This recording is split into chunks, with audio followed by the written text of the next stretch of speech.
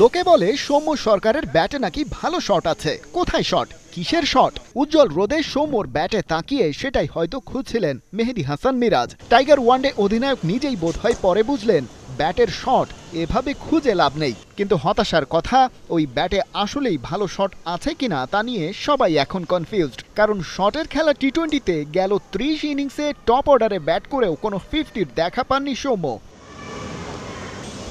তবে cricket board অবশ্য দলটায় vital কোনো পরিবর্তন আনতে চায় না, কারণ তাদের পাইপলাইন এই মুহূর্তে ধুধু বালুচর, কারো কোনো বিকল্প নাই। আমি বলবো না দলে 11 জনের সেই মানের খেলোয়াড় আছে, এখনো না হয়তো, কিন্তু বেশ কিছু খেলোয়াড় আছে যারা যদি তাদের অপটিমাম পারফরমেন্সটা দেয় আমরা যে কোনো পর্যায়ে পর্যন্ত যেতে পারি, সেরকম যোগ্যতা আমাদের আছে। তবে কেবল ব্যাটারদের দোষ দিয়ে তো লাভ নেই।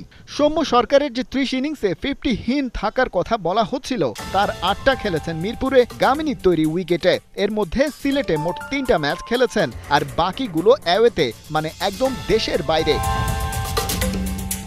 মিরপুরে খেলা 8 ইনিংসে সৌম্য সরকারের স্ট্রাইক রেট 80, সিলেটে সেটাই বেড়ে 114 ছুঁই, আর অ্যাওয়েতে খেলা 8 ইনিংসে সেই স্ট্রাইক রেটই আরও বেড়ে দাঁড়ালো প্রায় 130। বাংলাদেশের কন্টেক্সটে যা মোর দেন এনাফ। তাহলে কি এটা বলা যায় সৌম্যর মতো একজন স্ট্রোক মেকার ব্যাটারের ক্যারিয়ার গলা টিপে খাচ্ছে হয়তো ভিনদেশি কোনো গ্রাউন্ডসম্যান কিংবা কিউরেটর? নিজের কাজে যে বসদের চাওয়াকেও খুব একটা পাত্তা দেয় না।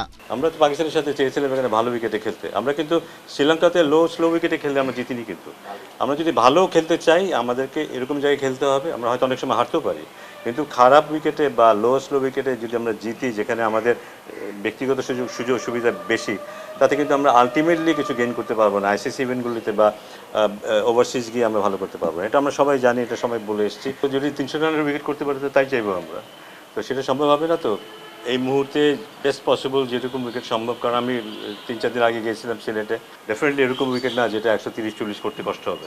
আমরা চাইবো অ্যাটলিস্ট 170-80 রানের উইকেট হোক, পারলে 200 রানের উইকেট হোক। শ্রীলঙ্কার বিপক্ষে তাদের মাঠেই প্রথমবার সিরিজ জিততে এমন লো ক্লাস উইকেট দরকার হয়নি টাইগারদের, যেমনটা পাকিস্তানের বিপক্ষে মিরপুরে প্রথম 2 টি-20তে ছিল। বিসিবির ক্রিকেট অপারেশনস বলছে এমন উইকেট কখনোই তাদের গেম প্ল্যানের অংশ ছিল না। পিচগুলি কাভারেজ ছিল অনেক দিন, তো সেটার কিছুটা সীমাবদ্ধতা ছিল, অবশ্যই ছিল। তারপরও আমাদের আশা ছিল হয়তো আরেকটু বেটার উইকেট পাওয়া যাবে। মিরপুরের বাদশা গামিনী ডি সিলভাকে অজ্ঞাত কোনো কারণে সরাতে পারছে না বিসিবি, তাই হয়তো নেদারল্যান্ডসের বিপক্ষে আসন্ন সিরিজে তলবি তলপা নিয়ে সিলেট রওনা দিচ্ছে বোর্ড। এশিয়া কাপের প্রস্তুতিটা ঠিকঠাক হওয়া চাই, কিন্তু এটা তো আপাত সমাধান। তাতে কি শামীম জাকের আলীদের ক্যারিয়ারটা বাঁচানো যাবে, নাকি সৌম্যদের মতো ফ্লপ হিরোই বছরকে বছর প্রডিউস করে যাবে সাধের টাইগার ক্রিকেট? খালিদ জামিল, 71।